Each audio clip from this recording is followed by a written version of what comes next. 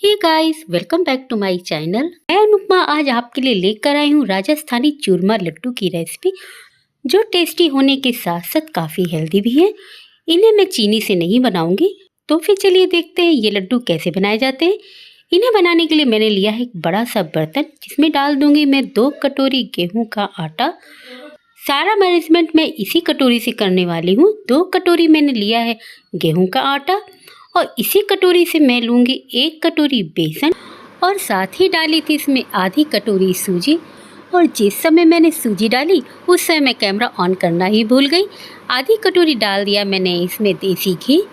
देसी घी का यूज़ मैंने इसलिए किया, ये समझिए कि इसमें मैंने मोयन लगाया है। अब इन सारी चीज़ों को अच्छे से मिक्स कर लूँगी और देख लूँगी कि मोयन हमारा परफेक्ट लगा है या नहीं। दोनों हाथों से अच्छे से मिक्स कर लूँगी, जिससे मोयन हमारा सारे आटे में अच्छे से मिक्स हो जाए। चलिए चेक कर लेती हूँ कि मोयन हमारा परफेक्ट लगा है या नहीं। बस वही एक तरीका है कि मुट्ठी बांध कर देखिए। अगर आपकी मुट्ठी बंध रही है तो मोयन हमारा परफेक्ट है। अब इसे गूंद लेना है। इसे गूंदने के लिए मैंने यूज़ किया है दूध। अगर आप दूध से नहीं गूंदना चाहते हैं तो आधा पानी आधा दूध ले लीजिए, और अगर दूध बिल्कुल यूज़ नहीं करना चाहते हैं तो सिर्फ पानी से भी इसे गूंदा जा सकता है। चलिए इसे थोड़ा थोड़ा दूध डालते हुए इसका एक डो तैयार कर लेंगे। डो हमें ज़्यादा गीला नहीं लगाना है, इसका टाइट डो ही बनाकर तैयार करना है। और आटा गूंदने की भी आपको कोई ज़रूरत नहीं है, बस आटा आपका आपस में मिक्स हो जाए उतना ही हमें गूंद कर इसे तैयार करना है। ये देखिए आटा हमारा लग चुका है, इसे रख देती हूँ एक साइड में। ये देखिए इतना ही टाइट डो हमें लगा कर तैयार करना है। अब इस गूंदे हुए आटे से लेते जाएंगे थोड़ा थोड़ा सा आटा, और इसकी बना लेंगे मुट्ठियाँ। ये देखिए इसी तरीके से हमें सारी मुट्ठियों को बनाकर तैयार करना है। इसे हमें कोई जोड़ने की ज़रूरत नहीं है कि लोई वगैरह बनाने की ज़रूरत है। बस इस तरह से आटा तोड़ते जाइए और इस तरह से मुट्ठियाँ बनाते जाइए। अगर आप इस तरीके से मुट्ठियाँ नहीं बनाना चाहते हैं तो आप इसे मोटा सा चकले पे बेल लीजिए और फिर किसी कुकी कटर से इसे काट लीजिए। सारी मुट्ठियाँ तो हमारी बन चुकी हैं। चलते हैं गैस की तरफ। गैस पे मैंने चढ़ा दी है कढ़ाई, उसमें डाल दिया है मैंने देसी घी। घी हमारा जैसे ही गर्म हो जाएगा उसमें डाल दूँगी एक एक करके सारी मुट्ठियाँ। इन्हें हमें बहुत ही मीडियम फ्लेम पे ही सेकना है, क्योंकि आप देख रहे हैं कि मुट्ठियाँ काफ़ी बड़ी और मोटी साइज़ की बनकर तैयार हुई हैं। ऐसे ही मुट्ठियाँ बनाई जाती हैं। अब इन्हें बिल्कुल लो टू मीडियम फ्लेम पे सेक लूँगी। देसी घी का अगर आप यूज़ नहीं करना चाहते हैं तो इसकी जगह पे आप जो भी ऑयल खाते हैं, सिर्फ मस्टर्ड ऑयल को छोड़कर आप जो भी ऑयल खाते हैं उस ऑयल का इसमें यूज़ कर सकते हैं। और चूरमा के लड्डू तो देसी घी में ही टेस्टी लगते हैं और उसी में ये बनाए भी जाते हैं। चलिए धीरे धीरे करते हुए एक एक मुट्ठियों को मैं पलट दूँगी। इन्हें सेकने में बिल्कुल भी जल्दबाजी मत करिएगा, नहीं तो ये ऊपर से लाल हो जाएंगी और अंदर से आपकी मुट्ठियाँ कच्ची रह जाएंगी, जो हमें नहीं चाहिए। गाइस, अगर आपको मेरी ये रेसिपी लगी है थोड़ी सी भी अच्छी तो मेरी वीडियो कर दीजिए लाइक शेयर, चैनल को भी कर दीजिए सब्सक्राइब, बेल आइकन को भी प्रेस कर दीजिए, जिससे मेरी आने वाली वीडियो की नोटिफिकेशन आपको मिल जाए सबसे पहले। अलटते पलटते हमारी सारी मुट्ठियाँ लाल होना शुरू हो चुकी हैं। बस 1 से 2 मिनट तक इन्हें मैं और फ्राई करूँगी, जिससे ये मुट्ठियाँ अंदर तक अच्छे से सिक जाए और बिल्कुल भी कच्ची ना रहें। ये देखिए मुट्ठियाँ हमारी पक चुकी है। एक एक करके सारी मुट्ठियों को मैं निकाल लूँगी किसी बर्तन में, और सेम तरीके से अपनी बाकी बची हुई मुट्ठियों को भी फ्राई कर लूँगी। सारी मुट्ठियाँ हमारी फ्राई हो चुकी हैं। इन्हें भी निकाल लेती हूँ उसी बर्तन में जिसमें मैंने पहले वाली मुट्ठियाँ निकाल कर रखी हैं। सारी मुट्ठियाँ हमारी तलकर तैयार हो चुकी हैं, पर अभी ये काफ़ी गर्म है। चलिए इन्हें पूरी तरीके से ठंडा होने देते हैं। जब तक ये ठंडी हो रही तब तक कर लेते हैं अपनी आगे की तैयारी। गैस पे मैंने चढ़ा दी है कढ़ाई, और ये लिया है मैंने 100 ग्राम खसखस, यानी कि पॉपी सीड। इसे पोस्ता का दाना भी बोलते हैं। इसे मीडियम फ्लेम पर रोस्ट कर लेंगे। इसका कलर बिल्कुल भी चेंज नहीं होना चाहिए, बस हल्का सा इसे रोस्ट करना है। बहुत ही जल्दी से ये भुनकर तैयार हो जाता है। चलिए ये भुन चुका है, इसे निकाल लेती हूँ एक बर्तन में। वापस से मैंने फिर से चढ़ा दी है कढ़ाई, उसमें डाल दिया है 2 चम्मच देसी घी। कुछ मैंने ड्राई फ्रूट्स लिए हैं, जिसमें है काजू, बादाम और किशमिश। इनके अलावा आपको जो भी ड्राई फ्रूट्स पसंद है उनको आप ले सकते हैं। चलिए इधर हमारा घी भी गर्म हो चुका है। अब डाल दूँगी सबसे पहले कटे हुए काजू, और ये बहुत ही जल्दी से लाल होना शुरू हो जाते हैं, इसलिए गैस की फ्लेम मैंने बिल्कुल लो कर दी है। देखिए काजू हमारे फ्राई हो चुके हैं।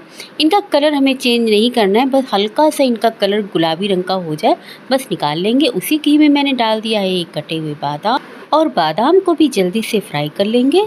जैसे ही इनका कलर हल्का सा चेंज हुआ मैंने इन्हें भी निकाल लिया है। इसी घी में डाल दूँगी किशमिश, और चलाते हुए इन्हें भी घी में फ्राई कर लूँगी।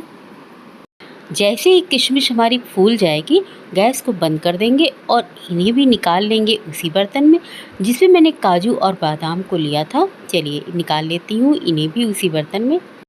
गाइस आप मुझे इंस्टा पे भी फॉलो कर सकते हैं, इंस्टाग्राम की आईडी है अनुपमा का किचन। सारे ड्राई फ्रूट्स हमारे फ्राई हो चुके हैं। इधर हमारी जो मुट्ठियाँ हैं ये भी ठंडी हो चुकी हैं। अब इन मुट्ठियों को तोड़ लेंगे छोटे छोटे टुकड़ों में। इन्हें काफ़ी छोटे छोटे टुकड़ों में तोड़ना है, क्योंकि इन्हें हम पीसेंगे मिक्सी के जार में। अगर बड़े टुकड़े रह गए तो मिक्सी के जार में ये पीस नहीं पाएंगे, इसलिए जितना छोटे टुकड़े हो सके आप इन्हें तोड़ लीजिए। चलिए ले लेती हूँ मिक्सी का जार और इन्हें पीस लूँगी। चलिए बंद करके इन्हें पीस लेती हूँ। एक बैच हमारा पीस चुका है, ये देखिए। इसी तरीके से आपको पीस कर तैयार करना है। अगर आपको लगे कि इसमें कुछ टुकड़े रह गए हैं तो इसे छन्नी से छान लीजिए। वो सारी मुट्ठियों को मैंने पीस लिया है। अब डाल दिया है इसमें ये खसखस और फ्राई किए हुए ड्राई फ्रूट्स। सारी चीज़ों को अच्छे से कर दूँगी मिक्स। सारी चीज़ें हमारी अच्छे से मिक्स हो चुकी हैं।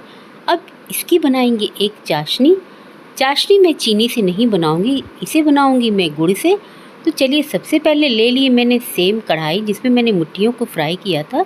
उसी कढ़ाई में मैंने डाल दिया है 4 से 5 चम्मच देसी घी, और डाल दूंगी उसी कटोरी से 2 कटोरी गुड़। मैंने उसी कटोरी का यूज़ किया है जिससे मैंने आटा, बेसन और सूजी को लिया था। सारा मैनेजमेंट अगर आप एक ही कटोरी से करेंगे तो आपके लड्डू कभी भी ख़राब नहीं बनेंगे और इसका स्वाद भी परफेक्ट आएगा। अब इस गुड़ की मुझे कोई भी चाशनी वगैरह नहीं बनानी है, ना एक तार ना 2 तार, बस गुड़ हमारा मेल्ट हो जाना चाहिए। इसमें कोई भी गुठलियाँ नहीं रहनी चाहिए। अगर आपके गुड़ में थोड़ी सी गुठलियाँ हैं भी तो कलछी से इन्हें फोड़ते जाइए। ये देखिए सारा गुड़ हमारा मेल्ट हो चुका है। जैसे ही गुड़ हमारा मेल्ट हो जाएगा गैस को बंद कर देंगे और इसे ले चलते हैं अपनी परात के पास, और इस मेल्ट किए हुए गुड़ की चाशनी को डाल दूंगी अपने बनाए हुए मिश्रण में। अभी मैंने आधी चाशनी ही डाली है, पूरी चाशनी का यूज़ मैंने अभी नहीं किया है। सबसे पहले इसे मिक्स कर दूंगी।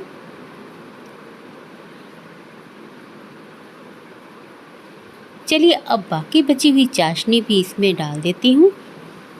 हाथ से मिक्स करने की गलती बिल्कुल मत करिएगा, नहीं तो गुड़ बहुत ही गर्म होता है, ये हाथ में तुरंत ही चिपक जाएगा जिससे आप जल भी सकते हैं। सारी चाशनी को मैंने डाल दिया है। अब इसे अच्छे से पहले मिक्स कर दूंगी। जैसे ये थोड़ा सा छूने लायक हो गया ये, तब इसे हाथों से ही मिक्स करना होगा, क्योंकि कलछी से पूरी तरीके से मिक्स नहीं हो पाएगा। चलिए दोनों हाथों से इसे अच्छे से मिक्स कर देती हूँ। सारी चीज़ें हमारी अच्छे से मिक्स हो चुकी। अब इनके बना लेती हूँ लड्डू।